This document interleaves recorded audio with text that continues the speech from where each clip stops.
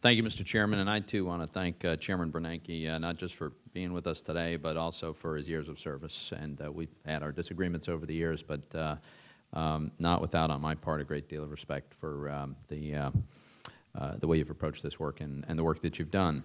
I have a few questions I hope we'd be able to mow through. One has to do with the efficacy of the quantitative easing. And more specifically, there's a number of very thoughtful folks have done analyses that suggests that the benefits of the quantitative easing we've had might be quite modest. And specifically, I think the suggestion has been that conventional understanding of the transmission mechanism of the increase in household net worth to consumer spending would suggest a very modest increase to GDP that's resulted from the pretty significant increase recently in household net worth, even if you attributed all of that increase to the Fed, which is itself a questionable premise. And then your own previous testimony, I think it was at Joint Economic to a question that I asked, if I understood you correctly, you acknowledged that the nature of the impact that monetary policy tends to have on economic growth might be more a matter of timing rather than a net increase. So accommodative policy can accelerate, can move forward economic activity, might not increase economic activity in total. So I guess what I'm saying is if the magnitude of the benefit has been very modest, and at that it might be just a shift in timing anyway, that would suggest pretty modest benefits, and yet the cost and the risk keep mounting. In my view, the risks of asset bubbles, mispricing assets, the risks of whether or not we'll have an orderly exit. So I guess my question would be, number one, how do you quantify the benefits that have been occurring, and especially near-term marginal benefits going forward? And can you and do you systematically attempt to quantify the risks of what you've done? Yes, that's a very good question. There's a very large literature, academic and within central banks, trying to figure out how big the effects are of quantitative easing, and it's quite difficult to know for sure.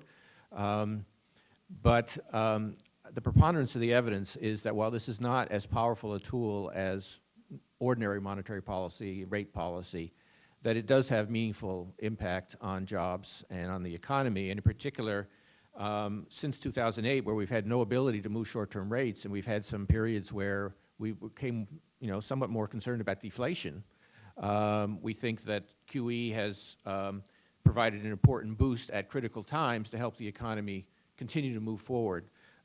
So I don't want to overstate it, and again, there's a lot of uncertainty, but there's a lot of work on this, and the preponderance of the work suggests that the effects, while not huge, are quite meaningful. Also, in terms of timing, it's true that no monetary policy can do very much about the long-term growth potential of the economy. But in a situation where we're well below that potential, if we can get back to that potential more quickly, that is a net gain that is enjoyed by the economy. In terms of costs and risks, we have I've identified in speeches and other places some of these risks, and we, as I said, it's in our statement that we look at this carefully. I think the one that we have paid the most attention to is financial stability, and we have tried to greatly increase our vigilance, our monitoring, our use of supervisory tools and the like. And as Senator Menendez actually pointed out, though, there's also risks on both sides, because, of course, if the economy does very poorly, then that also creates risks to financial stability because of the effect on default, delinquency, and so on. So let me just acknowledge that this is an issue that is an important one. We believe the first line of defense should be monitoring, supervision, regulation, and other similar tools. But we do take into account, these costs and risks when we debate our monetary policy. Do you attempt to quantify it, or is it all subjective? We try to quantify it. It's very difficult, of course, to know exactly what the size of the risk is, but what we do is that we do a lot of work, both qualitative and quantitative, trying to measure, for example, we might be looking at covenants on loans and whether or not those covenants are becoming less restrictive, which is suggestive of more or poorer underwriting, for example.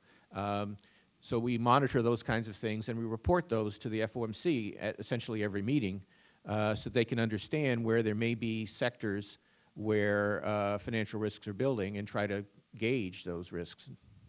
All right. Thank you. I have other questions, but I see my time has expired. Thanks, Mr. Chairman. Senator Schumer.